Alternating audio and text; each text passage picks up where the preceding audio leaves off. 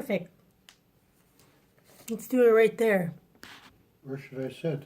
Anywhere on the couch. See if I have our heads in the video.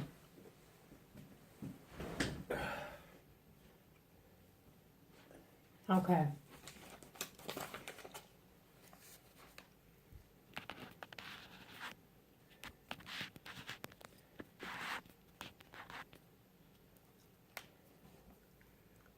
Okay.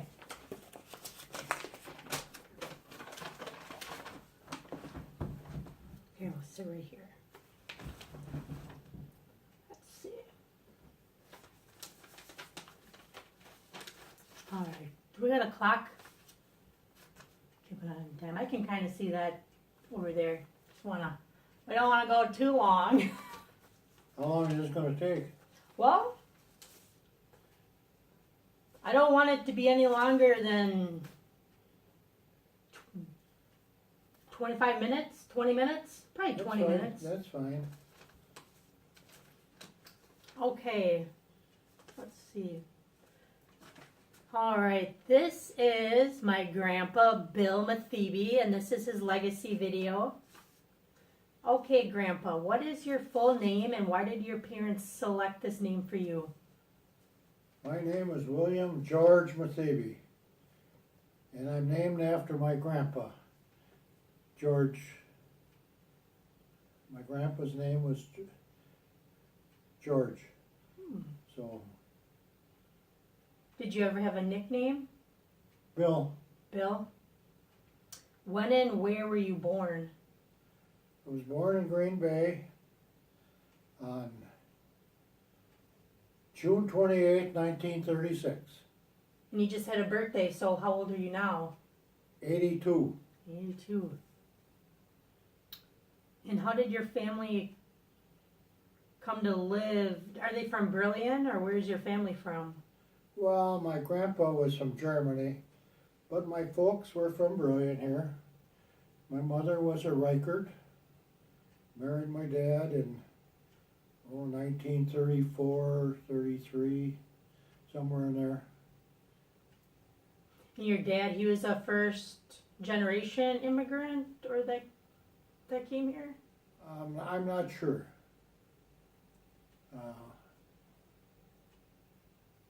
My dad was born, I'm sure my dad was born in the United States, but my grandpa came from Germany, I'm sure. Yeah. Okay, what was the house that you lived in? What was that like, and how many rooms? Did you have electricity? We had electricity, but we didn't have running water. We didn't have toilets. It was hard life. It was a hard life. My mother had a hard life. There were 5 brothers and 1 sister, and no running water. Milked the cows by hand, and she worked hard on the farm, and I don't know how she ever did it to raise all us kids, and I really felt sorry for her. She always looked out for me. I guess I was one of the favorites. So whenever I had something going on at school, she was always there. When did your parents pass away? Well, my dad passed away, I don't know exactly when, in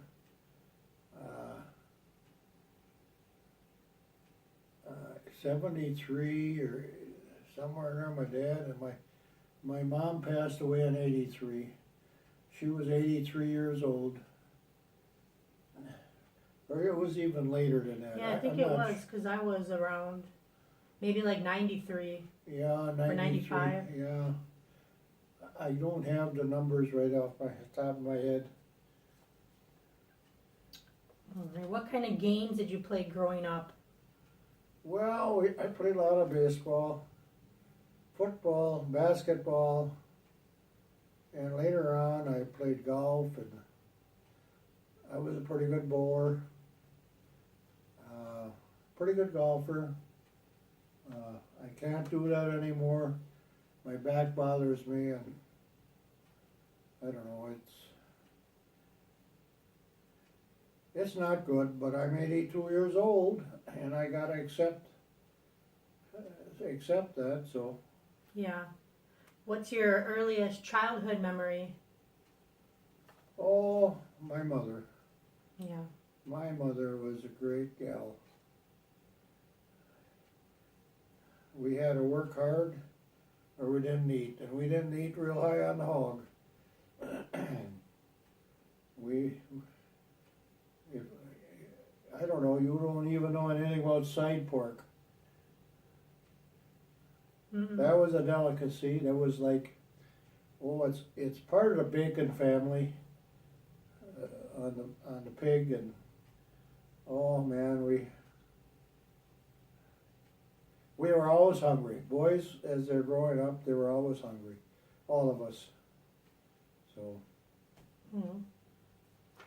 Let me just make sure this is still on here. Okay.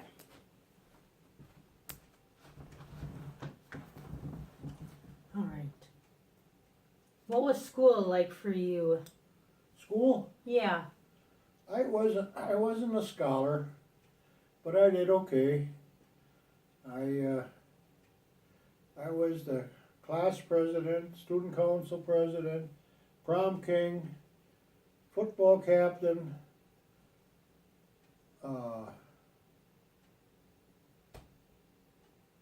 I did well. I was pretty popular in high school. There were like 55 or 56 of us in my class, and being a prom king, it was popular. And, we didn't do well in football. We did okay in basketball and baseball. My younger brother, Dick, was a very good athlete. He was probably a little better than I was in baseball and basketball, but he was a junior and when I was a senior, and we did well. So we didn't win. We won our fair share of games, but we didn't win too many championships. So. And that was at Brillion? In Brillion High School. Did you have a special place that you liked to go as a child? Or when you were younger? That you can remember? Well, I guess in the barn to work and to school. Other than that, I don't know. Mm-hmm. What world events had the most impact on you while you were growing up? What? What kind of world events happened when you were growing up? Like any wars or any big world events? Things that happened that were significant? Run that by me again. What? Were there any like big events that happened when you were younger? Like Well, going on around the world? I can remember the end of World War II. Mm-hmm. I don't know how, I was probably about 6 or 7 years old. I know we went to the pier. I can remember the celebration they had in the pier. That sticks in my mind as a big event. Yeah. I'm glad I didn't have to go to. I was in the National Guard for 7 years. I didn't have to go to any war or anything like that, but we had our weekly meetings, and my older brother Bob and my younger brother Dick, and we all belonged to the same unit in Neenah. So. Well, that's good that you didn't have to go to any of the wars. When and how did you meet your spouse, Grandma? I met her on a blind date. The first time I saw her was in 1952. It was at a baseball game in Brillion here. She was with a friend of mine at the time. we were both, she was 15 and I was probably 15. But we met on a blind date in late in September or the start of our junior year. She went to East Deeper High School and I went to Brilliant here, and we hit it off pretty good right away. What was it like when you proposed? Where and when did that happen?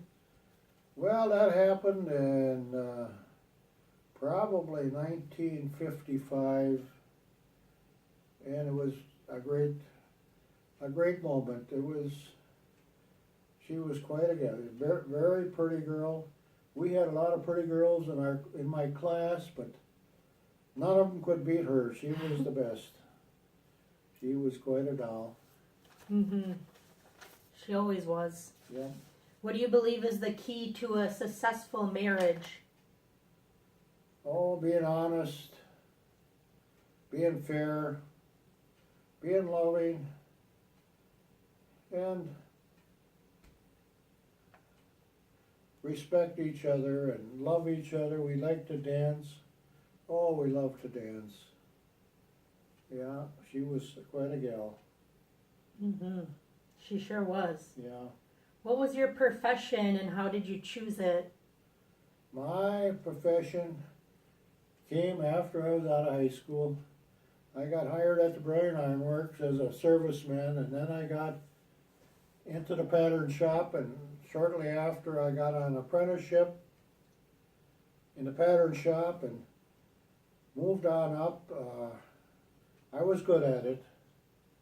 I think I was the best pattern maker Brilliant Iron Works ever had. Now, I'm not bragging, because anytime there was a tough job or a new job, they handed it to me. And after so many years, I graduated on my apprenticeship, and then I got to be a lead man, and then I got to be the supervisor in the pattern shop, and I was superintendent of the pattern shop for over 30 years. I worked at the Brilliant Iron Works for 45 years and 7 months. I retired before I was 65. I had 30 to 35 people working for me, and I had a great crew. They were a good bunch of people. Hmm. What is one thing you want most? Let me try that again. What is the one thing you most want people to remember about you? I guess as being a pattern maker or pattern supervisor, none of them really knew what I really did down there in the early days, because all the old timers had passed away or retired, and I was good in sports. You know, I was good in bowling. One year, I don't know what year it was, I had a 735, 3 games, and I thought I was always going to have the highest score in the Mathiebe family, but my nephew, David, he just had a 819. Unbelievable. Oh, wow.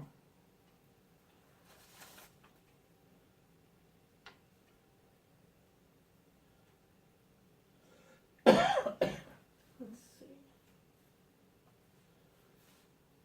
How did you choose your children's names? I'm not sure how it was. I guess Bert was, I had a good friend in the National Guard named Bert Gibson. He was always kind of a character, and that's how Bert got his name. Gail got her name from, it was a great friend of Marlis's in high school, Gail Lemke. And that's how Gail got her name. And Bruce, I don't know how we picked his name, but I don't know how that happened. Could Grandma have children? Or what's... I don't know if it was, I think it was me. I'm not sure what all took place. My sperm count wasn't the best, and we tried real hard, but we had a good time trying, Mhm. and she was quite a lover. Oh, she lover, dancer, cook, baker, shopper, housekeeper, bookkeeper. She was the greatest. She was. She really was. I have a lot of good memories Yeah, she was. with Grandma. What is your earliest memory of me? Well, the earliest memory of you, I got a big workshop in the basement. I know you were born on the 3rd of December. On that morning, a good friend of mine was killed in a snowstorm. But what I remember about you, when I was in my workshop, I always knew when you were here, when you were about 2 or 3 years old, I could hear you walking upstairs, tiptoeing around, and my hearing was good at that time, and I could always tell you were here. And you used to walk under that table in the kitchen, which is out there right now, and you never had to bend over. You could walk right under that table, and you were just quite a doll. Aw, thanks.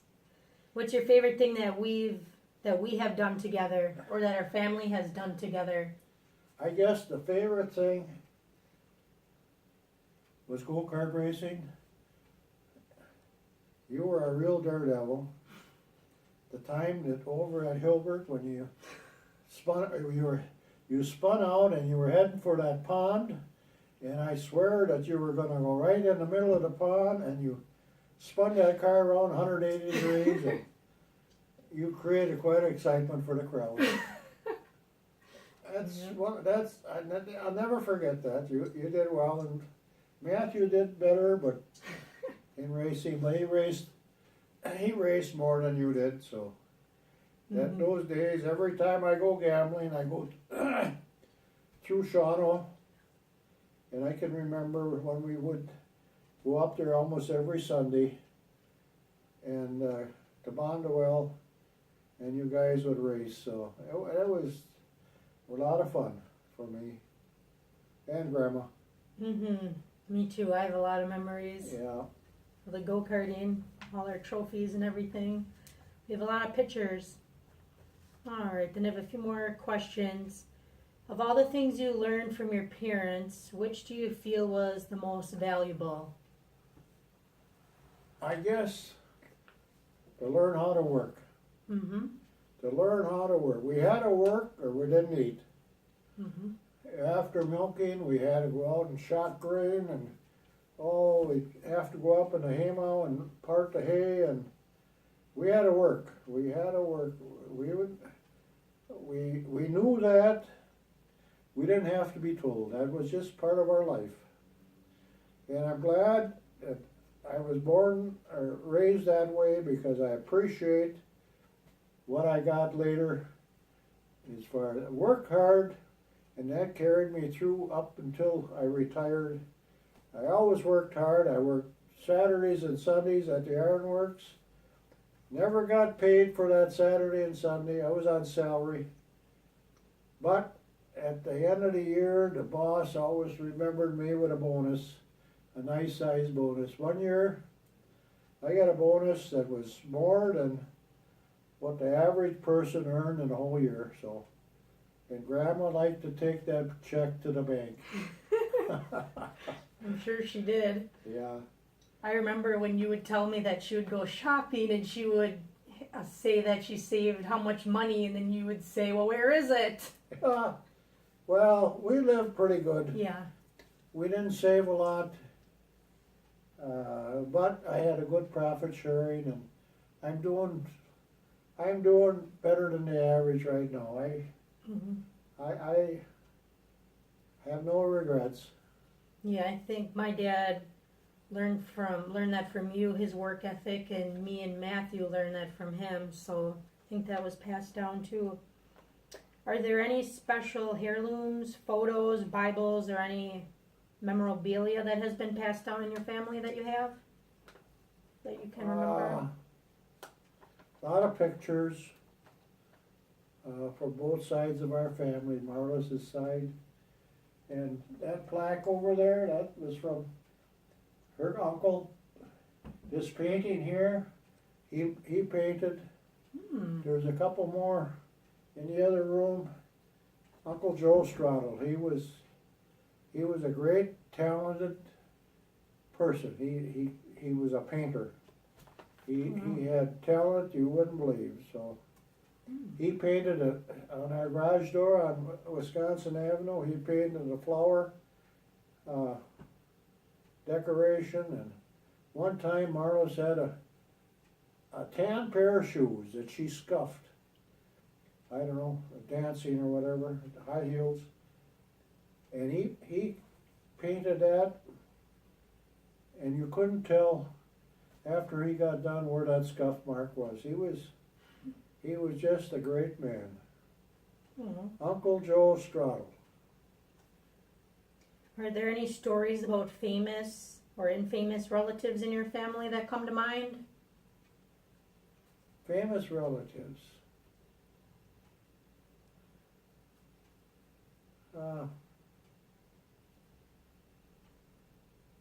Well, my Uncle Oscar, which was married to my dad's sister, he was the,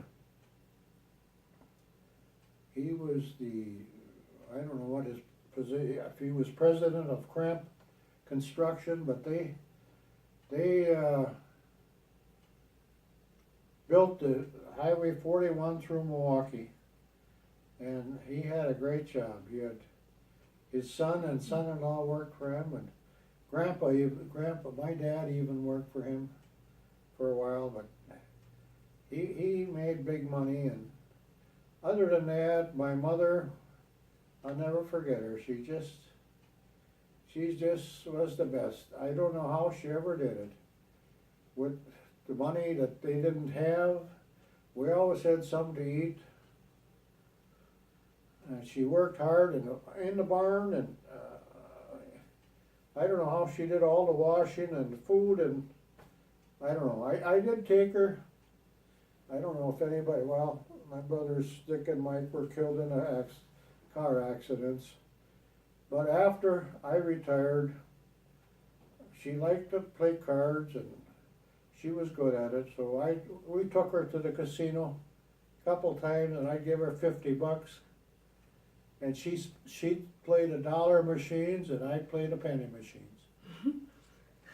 I should have done it a lot more for what she all did for me. You know, you gotta keep that in mind as you get older. You gotta do more for your parents when you can. If you can and when you can. After they're gone, then it's too late. Mm-hmm. Yeah, it's too late. I wish I could spend the day with her. I would take her to the casino, spend all day there with her, and my wife. Mhm. Yeah, she was quite a doll. Well, you'll be able to when you see them again someday. Yeah. Did you ever have a favorite place to visit or travel as an adult? Well, when you kids were younger, I don't remember if you went along. Well, no, you weren't. We go to Great America every summer. I had a supplier that I had in North Chicago, and he'd always buy us tickets with Bruce and Gail and Bert. We'd go down to Great America. I don't know how many years in a row we did that. And other than that, we did our fair share of traveling. We went to Hawaii.